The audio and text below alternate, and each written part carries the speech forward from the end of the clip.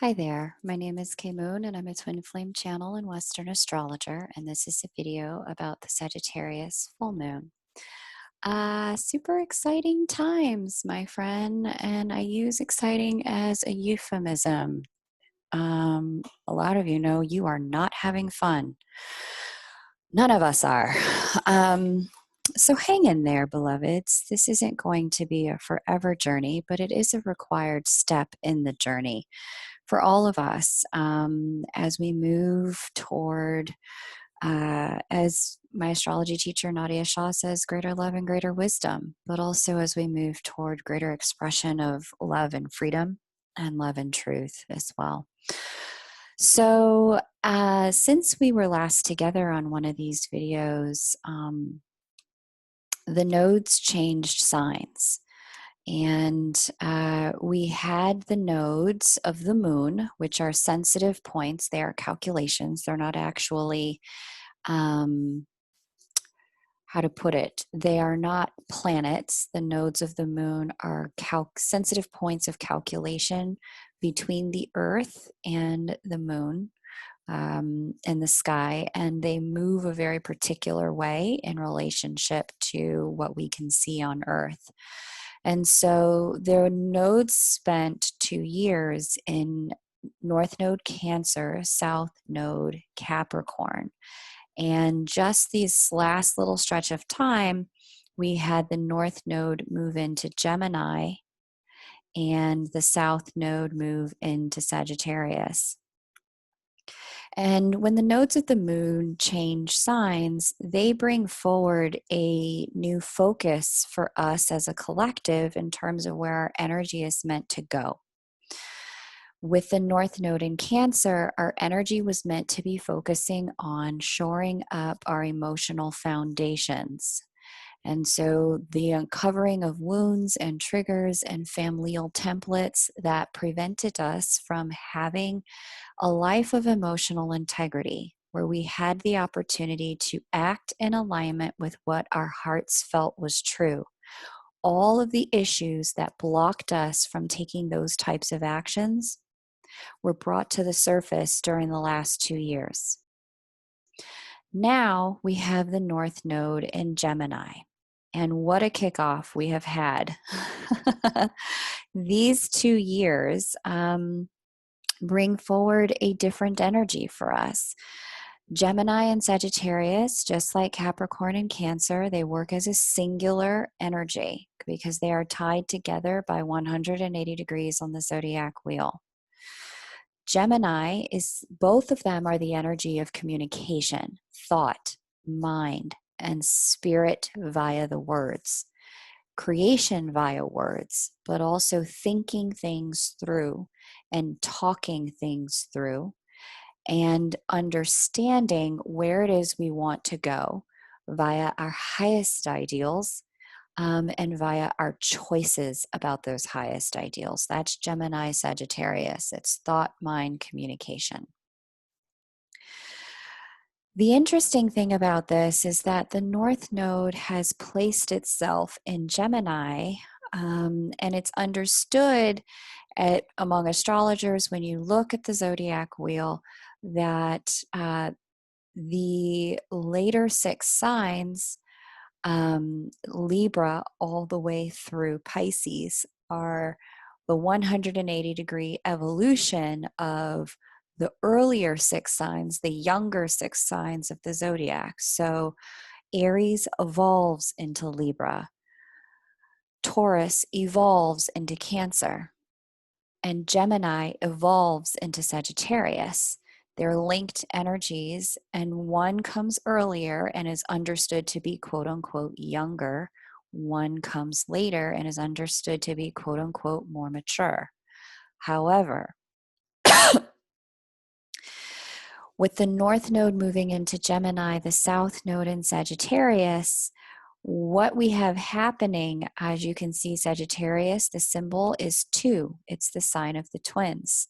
Sagittarius, the symbol is 1. It's the sign of the archer, the single focused point of direction that we intend to go. But with the North Node calling all of us into the sign of 2, away from the sign of one. What we are about to experience and are currently experiencing on planet Earth is the uncovering of how self is like the other person, how the other person is like ourselves, mirroring, and we are about to see the ways in which we have yet to live up to our highest ideals and our highest truths. This transit for all of us, and you can see this as you look around the events on planet Earth, is exposing the truth of where we have not lived up to our highest ideals yet. And it's going to expose for all of us the mirrors that our life is full of, showing us how we need to grow, how we need to evolve, so that we can become a more integrated group, a more integrated collective, by also becoming more integrated selves. Where have we cut ourselves into?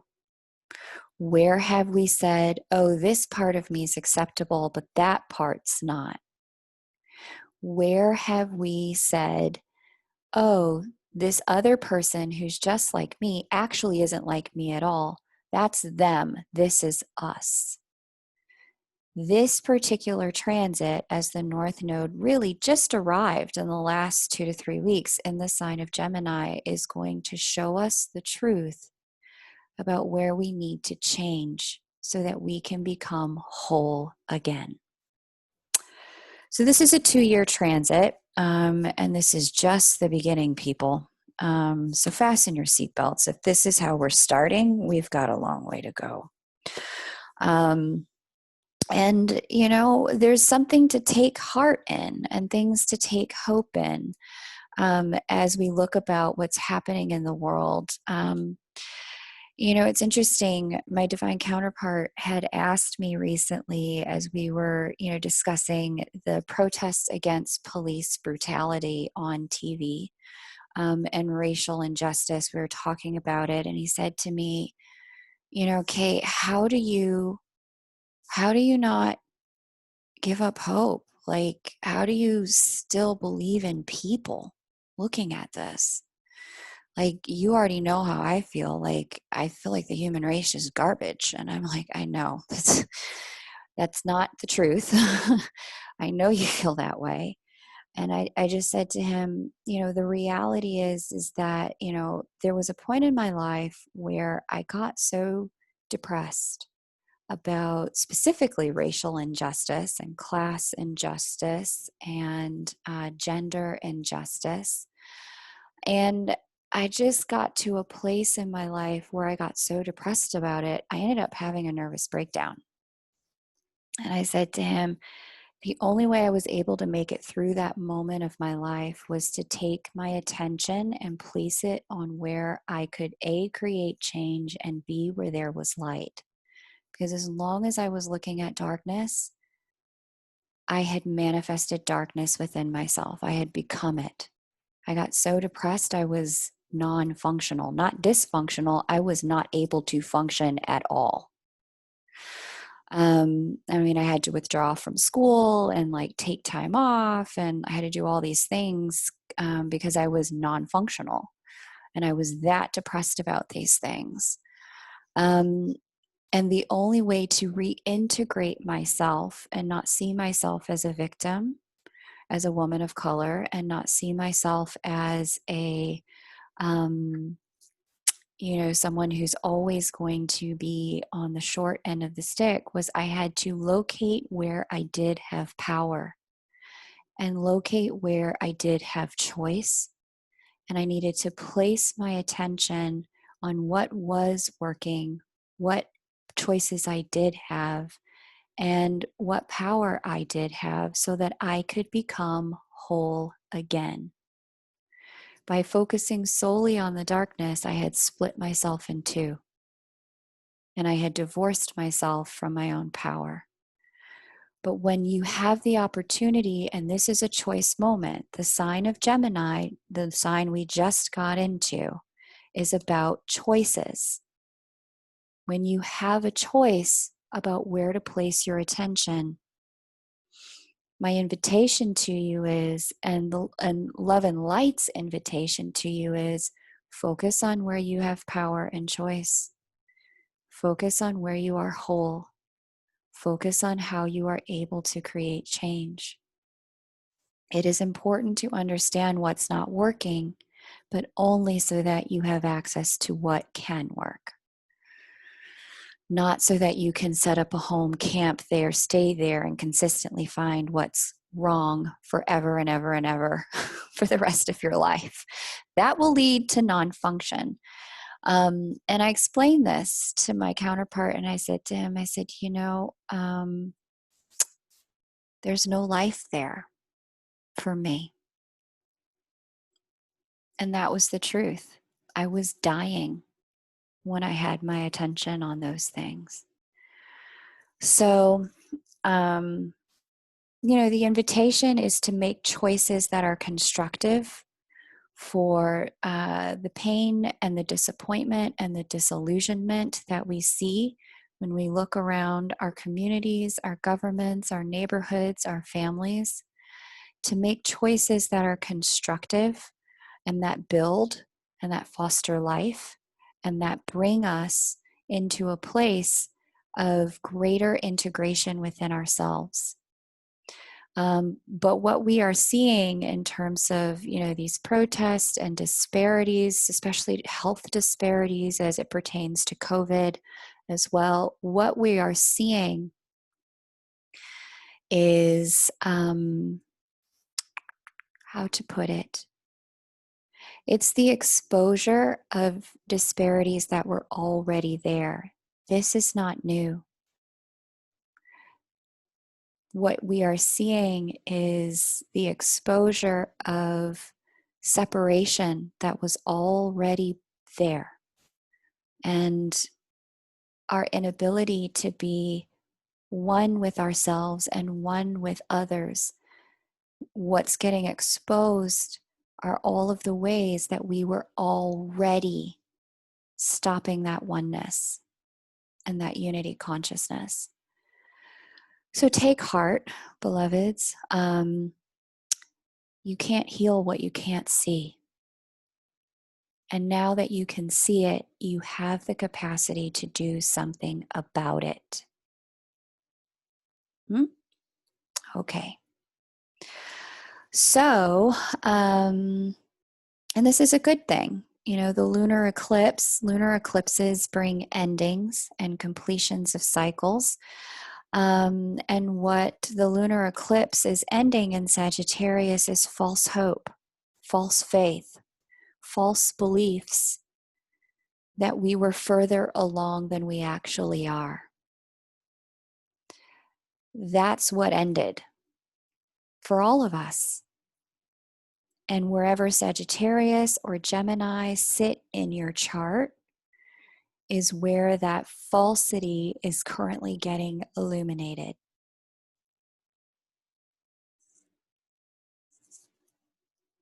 It's not an easy time. But like I said, you can't heal what you can't see. And this 2020 is a year, people talked about 2020 being the year of 2020 vision, clear sight.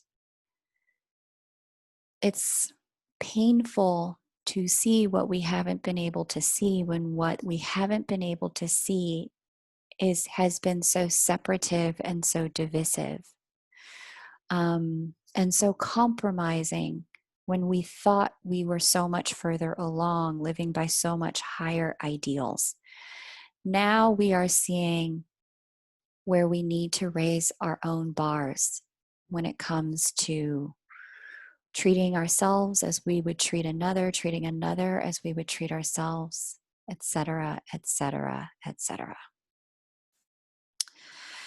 This particular full moon, excuse me, beloveds, comes with a T-square to a Mars-Neptune conjunction. So here's the sun conjunct Venus, and here's the opposing moon here. Anytime the sun is opposite the moon, we get a full moon. That's just the way that works. But we've got a T-square here, and T-squares bring tension. They agitate us. They shake us up, and they cause discomfort so that we can understand where we need to work to bring greater unification, greater harmony. And so this T-square to Mars conjunct Neptune is one piece of the context. And I'm going to get into what that is in a moment, because these are all mutable signs, and mutable signs are about change. They are the seasons of the zodiac that start in one and end in another. So, for example, Pisces, where this T-square sits, it starts in winter and it ends in spring. Okay, so that's an example of mutability and mutable signs. And this is a lunar eclipse in a mutable sign and a full moon in a mutable sign. So it's about starting in one place so that we can find our way to the next place, the next season, the next chapter. We've also got, because we've got the Sun conjunct Venus opposite this full moon, this is letting us know these two energies together, where we are done with certain things when it comes to our values. We are done allowing certain values to exist within ourselves and within the collective. And it's exposing which values we will no longer stand for, which values we will no longer undergird or support, and which values we will no longer participate in. The Mars energy here really wants to act. That's Mars. It's about action. But in Pisces, the action needed is one that is spiritually grounded, especially with Mars conjunct Neptune. Neptune as an outer planet, it's understood in astrology that the outer planets have a more significant influence than the inner planets. And so Mars is closer to the sun, Neptune further from the sun. Mars wants to act. Neptune is about the unseen world. It's about diffuse energy that's hard to put together concretely, but Mars is very focused. When you put this together, there's two ways that this could play out. This is about having a diffuse ability to act, or finding yourself unable to act, incapacitated in certain ways. But it could also be the opposite of that, which is taking a spiritualized action, taking an action that's grounded in spiritual wisdom, spiritual truth, and spiritual principles. This is not necessarily about religion either, because Virgo is about religion, but Virgo's not indicated here. This is not about the letter of the law as much as it is about the truth of the law, the wisdom of the law, the spirit of the law. So, two choices, my friends, and that's kind of the energy of this entire eclipse cycle of the nodes being in Gemini and Sagittarius. It's about choice, because the choices that you make now really do set up the entirety of the next chapter. I mean, like decades or more of your life. What kind of life do you want to build? What kind of person do you want to be? What kind of neighbors do you want to have? What kind of children do you want to raise? This is the moment where these choices get made. So yeah, there's a bit of, because this is square, this moon and this sun conjunct Venus, our rose-colored glasses have really come off as we've become clear about where we ourselves and where others just aren't living up to the ideals that we believe in. where we've kind of, had certain false faiths and false hopes and false charitability within ourselves. And this is the moment where life is calling us out and saying, okay, I get it. This is who you want to be, but this is the truth of who you are being. Here is the gap. Make some new choices to close it. Mars gives us the capacity to make those choices, but it's about taking an action that's grounded in your own spiritual truths. And this really reminds me, in the world of relationships, I had a couple of relationship coaches on the channel a few weeks ago named Jill and Rainey. And they talked about how in moments where our wounds are up, where our triggers are up, it's very easy in relationship to feel our own pain, but to only see the other person's dysfunction. And it's important to use this energy to see our own dysfunction as well. And that reminds me of the old adage, when you point the finger at someone else, you also have 3 fingers pointing back at yourself. So because Gemini is about groups and our clan, so to speak, our sisters and brothers, our siblings per se, and with a Venus-Sun conjunction, we're also talking about our values, because Venus is about values and Sagittarius is about our highest ideals for humanity. The Mars-Neptune square to this energy is exposing the shadows of where we've talked and thought about coming together, where we've talked and thought about what our spiritual ideals are, but we have yet to evolve the talk into a walk. We have yet to walk our talk into that Sagittarius fire energy. For all of us, this is really a call to our divine service and our divine action work, however we're called, whatever we're called to do. This is that moment to kind of, as Ascension Guide Sandra Walter says, think globally, but act locally. So this is the call to get started today on that divine service work. And, if you're curious and you want to check out a business idea, a lot of my clients have been coming to me lately and saying, okay, I have a business idea that I feel like is aligned with my divine service work. I want to look at my chart, figure out a good time to launch it. Or I want to look at my chart, figure out, what's a good strategy to, be in this one job that's paying my bills, but also get my other, my heart-based business off the ground. Or I have one heart-based business, but I need to do something different. And I feel called, but I'm not sure what it is. Can we look at what the chart says? Now is a perfect time to do that, especially with so much change in the air with this eclipse cycle coming in. So email me. The July calendar is now open and we can do one-on-one sessions to have a look at this for you personally, so that you can start to walk the talk.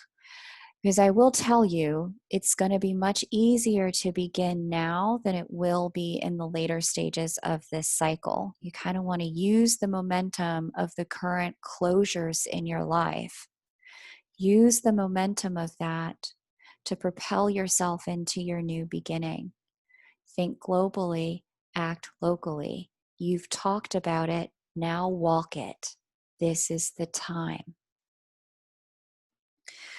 So one of the gifts of this moment, I should tell you, you should email me at chrysalismoon@gmail.com to get the autoresponder that walks you through how to set up a session with me.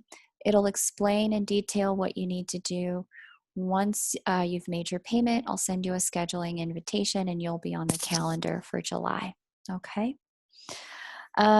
We can take the energy of the coming Mercury retrograde in Cancer. So that's coming. We're already pretty close to being in shadow. That energy is unfolding here. Here's Mercury already in Cancer. And again, Cancer is about emotional integrity and grounding ourselves, coming home to our emotional truths. And so we can take the Mercury, which is mind energy, it's communication, it is thought energy.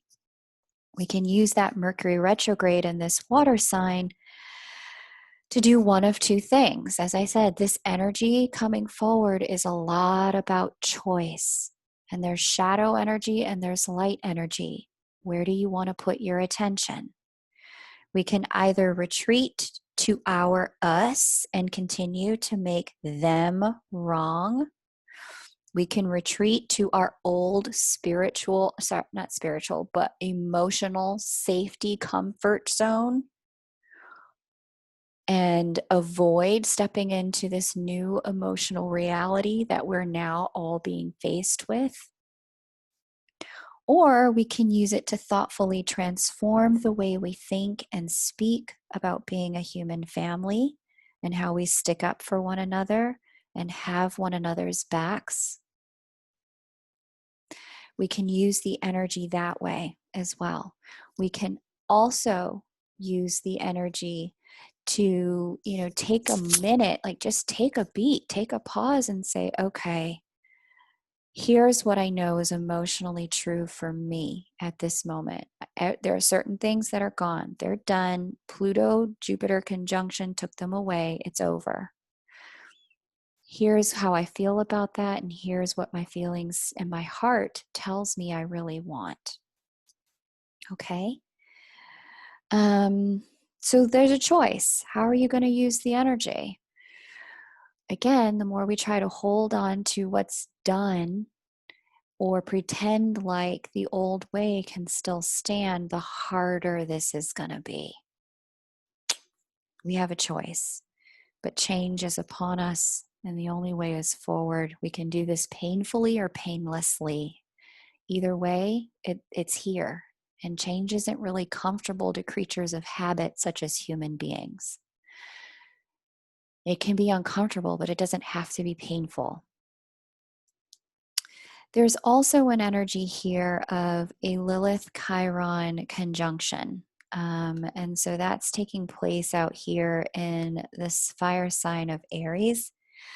And fire signs are about our spiritual truths quite a bit, and spiritual action, mainly about action, and our intuition quite a bit.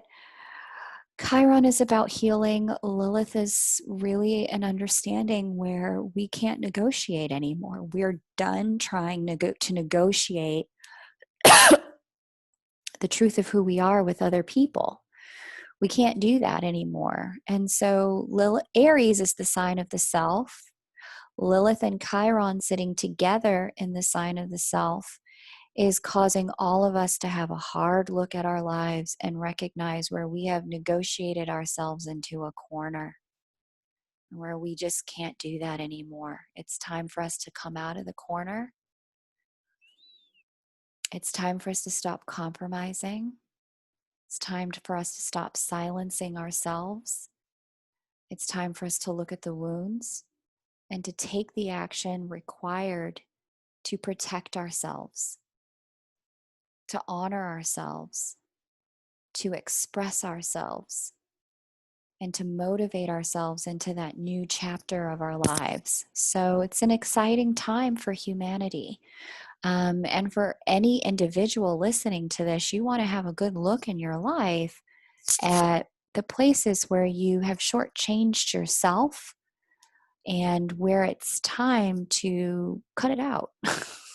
For lack of a better word, just stop doing that. Stop participating in conversations that ask you to be less of who you are. And have a look at the wounds that divide you from yourself. The opposition to the now direct partnership asteroid, conjunct the shaman's asteroid, over in the sign of partnership, Libra, because these energies are opposite one another. The opposition there is asking us to look more deeply at how we collaborate with others and stand in partnership with them in a time such as this, also from a place of our own power. This is really exciting. Very, very exciting, because this is not about, I personally prefer the truth. I'm a person that prefers to look a hard truth in the face, because from a place of truth, there is access to power. When the truth is hidden, there's too much opportunity for other people to manipulate you. And then there's no access to power. There's no access to freedom. But when the truth is revealed, you do have access to what can be done about it. And this is a moment of a great revelation on planet Earth about where we stand in ourselves, where we stand as a collective, and what it is we need to do about this.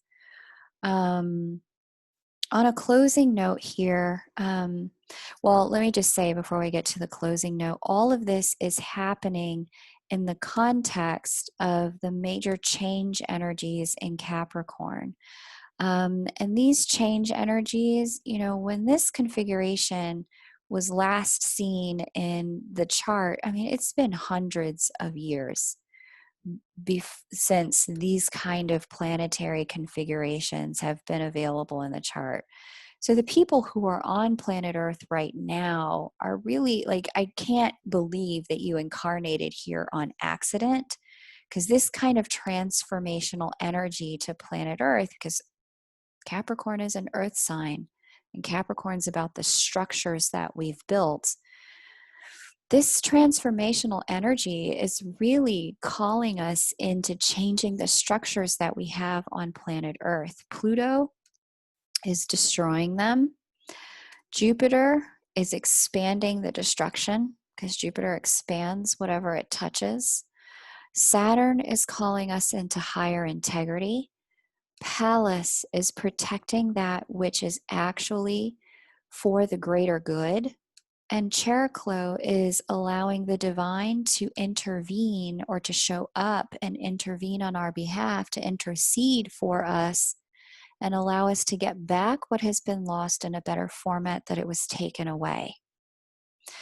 Collectively, this little pantheon, or stellium, I should say, of transitory energy are breaking down the structures that aren't serving humanity. And they're calling all of us to step into a much greater understanding of who we are as light beings, what it is we came to do on planet Earth in service to humanity as light workers, and what it is in ourselves that has participated in the planetary thought paradigms and is now ready to shed them because it's time to rise. So this energy is the entire energy of 2020. It's important to understand context when we look at the year, because these moons aren't playing out on their own. They're playing out with a background symphony that is consistently saying, let go of what doesn't work, change. We are taking away what hasn't served you, release it. What's been clung to that doesn't serve is being destroyed, allow it. That's the energy of 2020, and the context of every retrograde, every moon, every energy that's unfolding. It is happening in this context. So understand that, I love the energy of, Venus conjunct the sun, or, even a Venus retrograde being about maybe bringing about a past lover, but you have to look at it within the context of what else is happening, the greater context, which is these heavier energies. Remember, outer planets have a more influential impact on the inner planets. These outer planets are playing a much louder song. And so these smaller energies, these shorter, quicker, faster moving energies, Mercury retrograde, Venus retrograde, these are energies that are saying, hey, we are going to allow things to, shift in terms of love, money, values, communication in the context of this greater call to evolve humanity forward. Okay? So, there is an area for all of us in our lives where this greater Capricorn heavy duty energy is sitting. You want to have a look at your own chart for the house that Capricorn sits in. Because the house that Capricorn sits in is a house where this major change and breaking down of structure is currently being facilitated for you.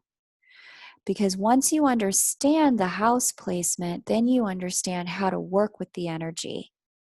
You can't be manipulated by the energy. It's no longer happening to you. You can participate in the change. You can get your power back. You're not a victim to it. You are an active creator within it. And you can transform your life in the direction you want it to go once you understand what's happening in your particular divine design. So, you can do that with me by booking a personal reading. There's 12 different energies here, 12 different places Capricorn can sit in your chart. So there's 12 different ways you could be being asked to make this change. So just email me at chrysalismoon@gmail.com. And that's going to help you facilitate, a session together can help you facilitate being an active party to the change instead of being dragged along by it. Okay? You can be an active participant. One last thing that I want to bring to everyone's attention as we have, kind of global tensions ramping up around places of injustice and the exposure of disparity between groups of people on planet Earth, because what has just occurred, with the protest against police brutality and racial disparity and inequality, and just a note about that, people are calling these the George Floyd protests. The protests aren't, we protest what we're against. We're not protesting against George Floyd. We are protesting police brutality, and it is very important to have the language correct so that we are telling ourselves the true stories about what is happening on planet Earth. Because once we tell the truth, we have access to power. Power is in having, when we have correct language, we have access to creation. So it's very important to really recognize what's happening from a place of truth. And so in the recognition that we are protesting police brutality and we are protesting racial inequality and disparity, and that recognition of what we're doing, there is an energy here where we are being asked to look at ourselves in some really stark ways. And this energy of looking at ourselves, for some people, is going to ratchet up and turn up internal defensiveness, as looking at self causes them to not like what they see and makes them uncomfortable with their own relationships to power and feeling disempowered. And that's on all sides of the equation. No matter what race you are, just what's about to happen, and this is with an energy here of, the Chiron, the Lilith, the Eris in the sign of Aries, and now Mars soon to join them in a retrograde dance, Mars bringing kind of, I mean, the best way to put it is like, throwing gasoline on a brush fire. It's going to ramp up our own internal individual tensions and stir up the recognition of our woundings. In the months, we're going to start to feel this as early as July, and it's going to go as late as December of this year. And it's going to be really critically important during this coming window of time to recognize the places in you personally that are triggered by the external world events and notice, what are they asking me to learn? What are they asking me to do? And how to think differently and be in partnership differently, because that energy is going to oppose the sign of partnership. How do I partnership differently? And how do I think differently? And then how do I act differently?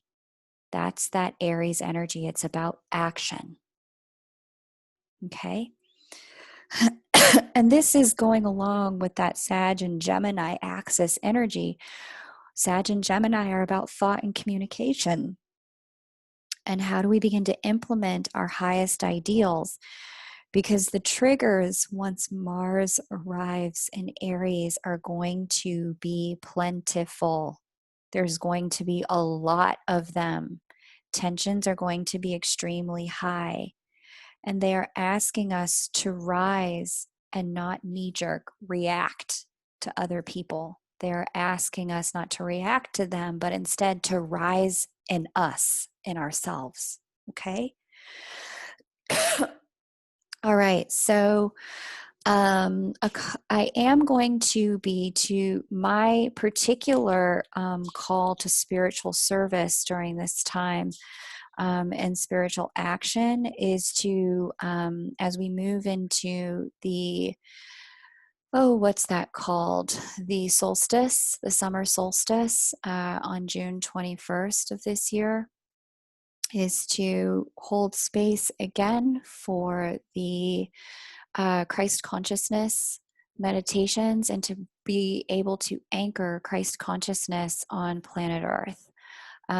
So, Christ is my particular teacher on the subject of unconditional love.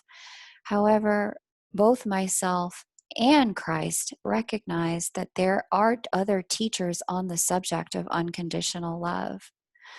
And so the meditations are called a Christ consciousness meditation. They were given to me by my guides, the meditation format. My spirit guides gave this to me several years ago.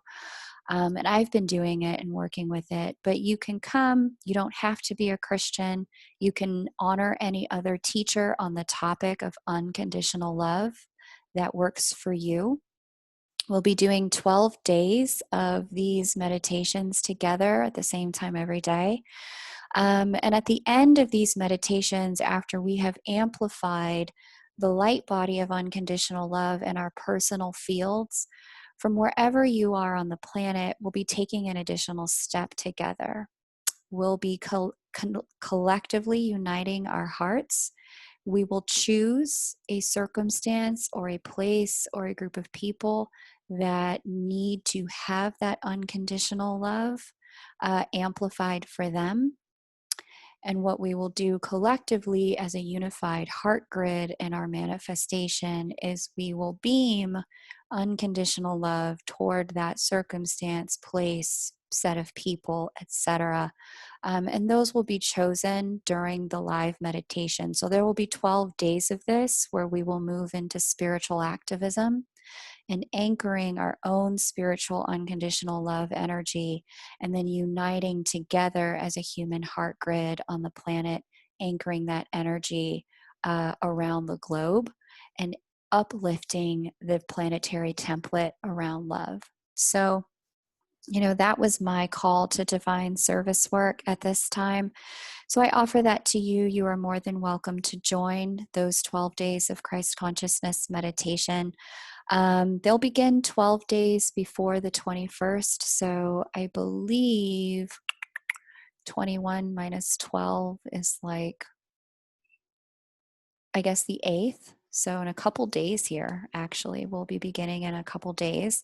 But just look for announcements here on the channel. Join for what you're able. Don't beat yourself up if you're not. You're welcome to do this at any time during your day.